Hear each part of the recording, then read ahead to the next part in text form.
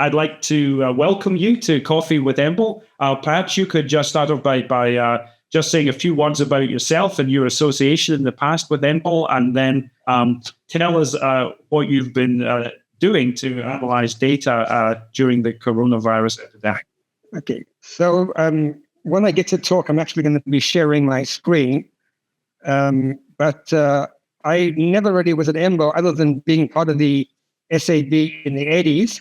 I see that two of my EMBL friends, Arthur Lesk and Chris Sand, are both part of this meeting now. I admitted to them. As I said to you before, there's been a real lack of global discussion about this. This is a very difficult issue. The decisions are all very complicated, and for whatever reason, there seemed to be a desire to have as little discussion and advice as possible. So I really am happy that EMBL has changed this. Let me share my screen now. So basically, my first observation is that this is not really an observation. This is just an example of the reports that I was putting out from the 2nd of February to the 3rd of March. This was the first one. And what one actually sees here is that what I call the fractional change, an index much easier than the R value, just the ratio of today divided by yesterday, actually indicated quite early that the epidemic in China was coming to an end. I had no basis for doing this, but I got involved. This report got leaked, translated into Chinese, and as a result, I was hooked. And let me just sort of now give you what are my three observations. So one observation is that this virus really does look the same everywhere. A lot of people have said to me, how can you believe any data coming from China? And I think this is a pretty interesting illustration. So in China, the outbreak in what I call China non-Hubei, which is China outside the province of Hubei, this black line shows how the number of cases increased on a log scale. The red line is the number of new cases on this linear scale. And the blue line is just the gradient of the log plot. So what you see is that this is a familiar flattening curve. The cases peaked, and this is the exponential growth rate.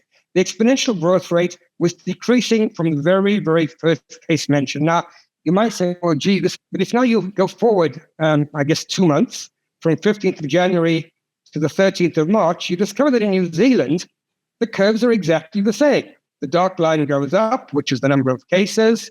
The red line is the number of new cases. And the blue line is the deceleration or the exponential growth rate of cases. So one thing I have seen by looking at all this data is that in general, with data, you believe it until proved otherwise.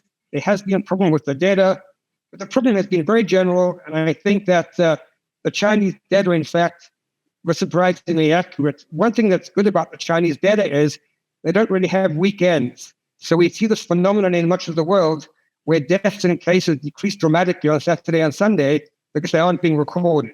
Anyway, this is my first observation. This is a virus that doesn't grow exponentially from day one. So anything that assumes expansion on the scale, exponential growth would be a line like this. What this is saying is that your bank pays you 100% interest the first day, 50% the second day, 25% the third day, and in fact, the interest rate is decreasing exponentially. Okay. Let me now move to something different. Once we saw that this thing was growing slowly, it immediately became very important to try to estimate what would be the total level of the catastrophe. And go here first. And this I did by looking at the Diamond Princess.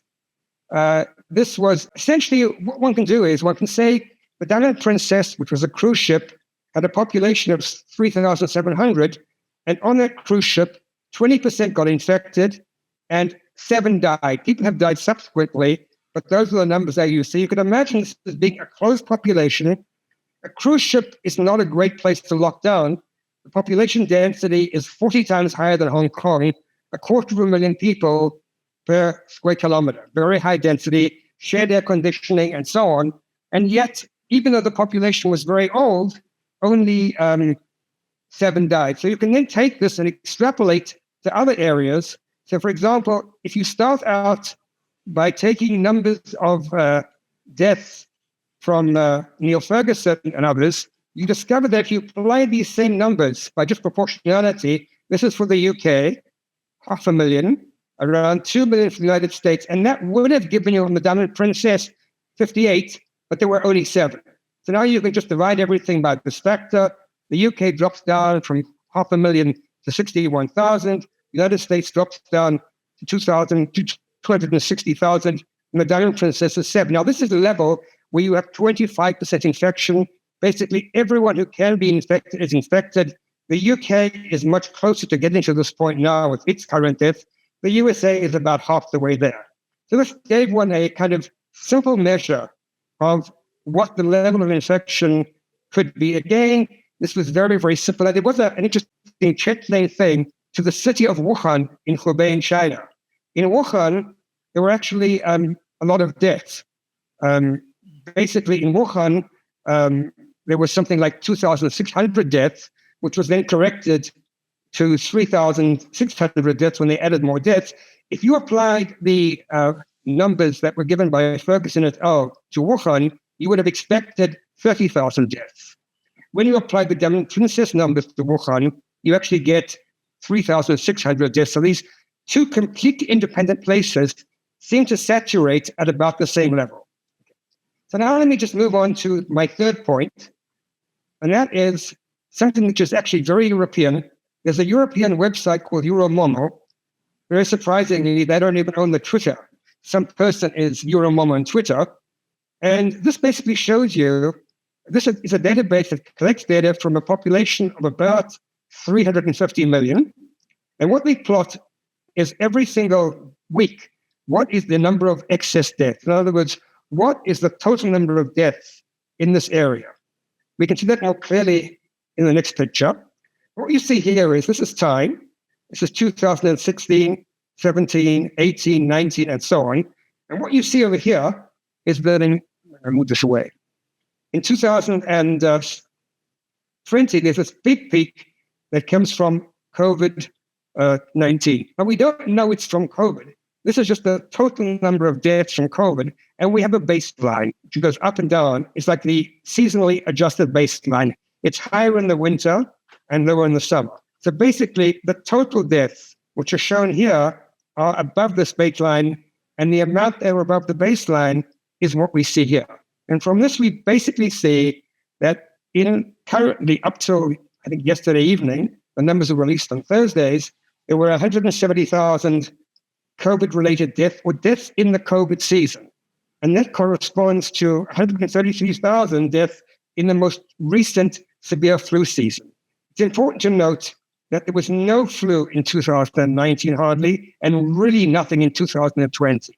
So basically, we can put those numbers together in this table and discover that overall, COVID-19, one thing I should also have said, this peak is gone down. And this peak is now actually below the baseline. So we're not likely to see any new COVID-19 deaths. There may well be a kind of dropping below the baseline here as people who would have died later actually died during COVID. Now, the final interesting thing is from these numbers is we can do this calculation using EuroMOMO data for different age groups.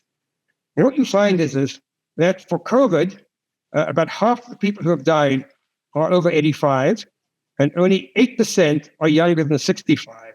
And I was amazed to see that if we look at exactly the same data for the 2017-18 flu season, we see again 8% being less than 65, here a little bit more than 85, and we see that these two totally different diseases, COVID and influenza, have about similar mortalities and similar distribution of mortality with age group. One other thing you can do is you can actually look at how the baseline varies, i.e., you can go here and say, what is the baseline for 65-year-olds? What is the baseline for 85-year-olds? And this will give you the so-called natural death. Now, I guess there's never such a thing as a natural death. We all die of something.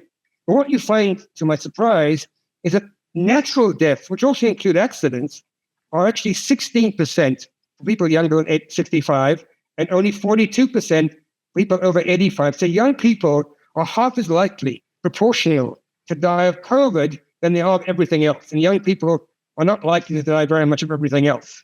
So that is basically what I wanted to tell you. I've gone through it probably too quickly, And I'd love to have questions. Thank you very much, Michael. That's a great overview. I appreciate it as well, because I know from the YouTube videos you posted and the other things online, I highly recommend to everyone listening to go and have a look at Michael's discussions of many of these points on YouTube and on possibly on Twitter. Perhaps you comment if that's also, you think that was your preferred medium. Yeah, well, I forgot to say that. Let me just share my screen again. And this requires me to apologize. My Twitter handle is horribly pretentious. It was all designed just to complain about airlines and banks. And then in the middle of March, I discovered that I needed data for deaths in New York. So I asked Twitter as a random first tweet. And to my amazement, I actually asked the mayor's office in New York, got no reply, but about 20 people anonymously sent me all the death figures. They were obviously listening in. And I suddenly realized that as a way of data retrieval, Twitter is quite amazing. So I actually find the discussion on Twitter, maybe the discussion here will be as good, but I haven't found any forum that gets even close to Twitter in terms of discussion.